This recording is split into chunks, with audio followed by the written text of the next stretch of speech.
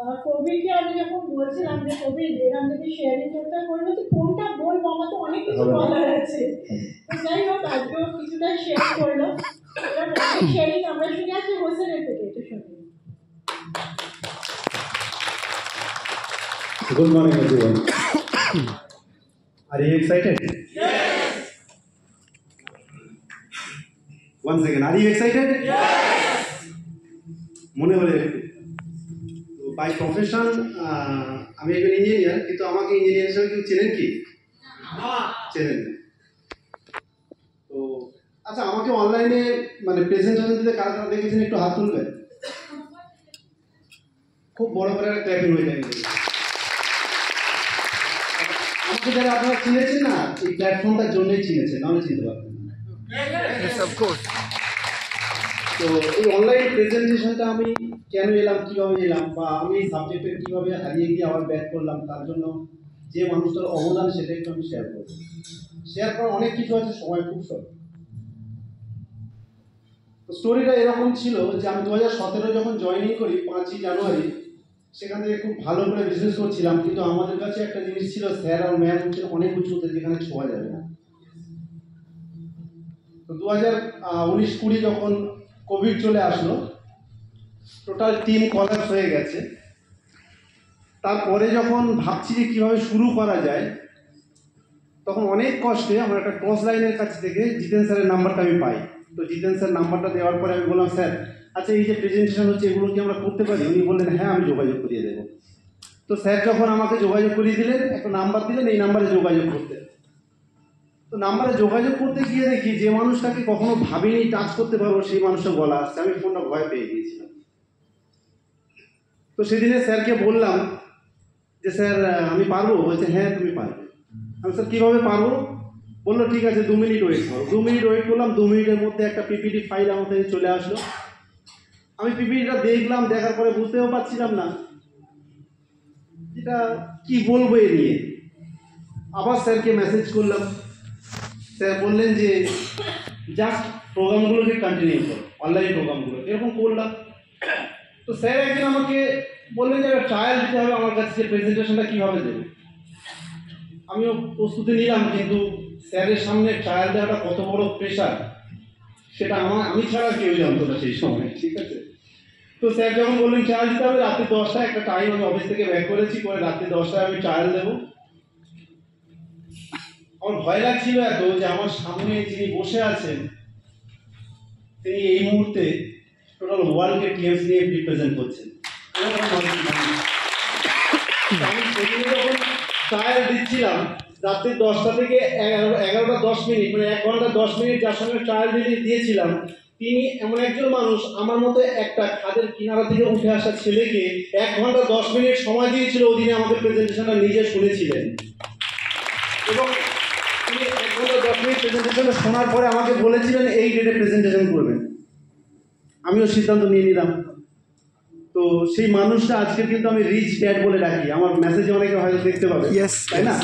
তো যদি আমাকে এরকম মানুষ, যিনি 1 ঘন্টা 10 মিনিট আমার জন্য সময় দিয়েছিলেন, এরকম প্রচুর ঘটনা আমার সঙ্গে আছে। আস্তে আস্তে সেই জায়গাটা এসে গেছে। তো আমি স্যারকে যদি কোনো কারণ তো ভয়েস করি, সবার থেকে আমার একটা ডিফারেন্ট দিক আছে, যেটা আমি স্যারকে ডিস্টার্ব করি না। খুব প্রয়োজন না হলে আমি ডিস্টার্ব করি না। আমি স্যারকে শুধুমাত্র একটা ভয়েস করে দিই। আমি ভয়েস করে দেখেছি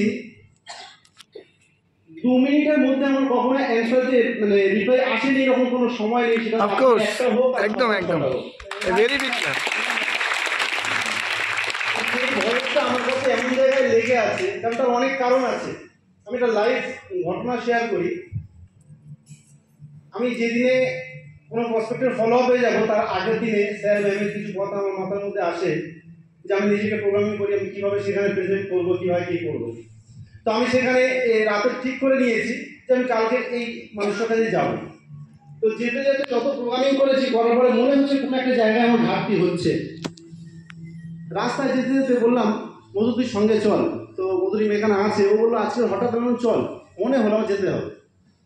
যেতে যেতে বললাম যে কোথাও একটা ঘাটতি হচ্ছে, স্যারের থেকে একটু দরকার আছে আমার। বললো কি ভাবছো, মাথায় আসছে না স্যারের থেকে কি দরকার আছে? কিছুই বলিনি। স্যারকে জাস্ট ফোন করলাম, স্যার এরকম একটা জায়গায় যাচ্ছি, খুব শর্টে বলে দিলাম, ভয়েস করলাম, কল করিনি।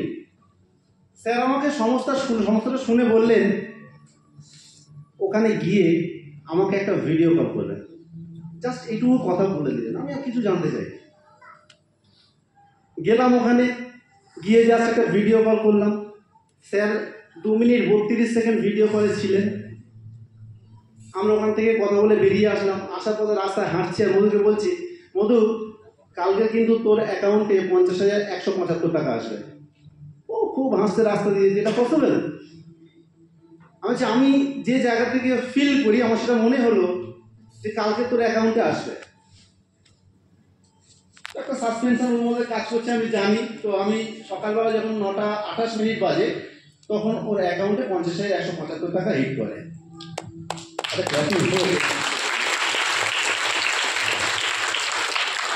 আমার একটা কনফিডেন্স আছে যে স্যার যে ওই কথাটা বলেছেন এর কারণ কি হতে পারে। তার কারণ হচ্ছে কি, আমি একদিন একটা HDFC ব্যাংক স্টাফের সঙ্গে বসতে গিয়েছিলাম। তো স্যারকে আমি বললাম, স্যার কি করব? স্যার আমাকে বললেন যে ওর সঙ্গে শুধু যাবেন, গিয়ে 2-1টা কথা বলবেন, তবে দুটো প্ল্যানের দুটো দিক ছাড়া, একটা হচ্ছে ডুপ্লিকেশন আর একটা হচ্ছে কি ইউনিলেভেল, দুটো ছাড়া দেখাবেন না। দুটো ডেমো দেবেন, একটা হেড কেয়ার, একটা ব্রেসলেট। এই দুটো দিয়ে ওকে সব থেকে কম একটা প্যাকেজ আছে যেটা 1.5 লাখ টাকা, এটা দিয়ে শুরু করবে। তো আমি সব থেকে সেরকম ভাবে শুরু করলাম। ওকে একটা ফর্মুলা শেয়ার করে দেবেন ফার্স্ট টাইম, এটা হাসতেন উনি 1.5 লাখে শুরু করেন। তো ফর্মুলাটা আছে এরকম, বলছে ওকে বসার আগেই বলে দেবেন যে আমার একটা A+B² ফর্মুলা আছে, যদি আপনি মানতে পারেন তাহলে আপনি সাকসেস পাবেন, আর যদি না মানতে পারেন তাহলে কিন্তু আপনি সাকসেস পাবেন না।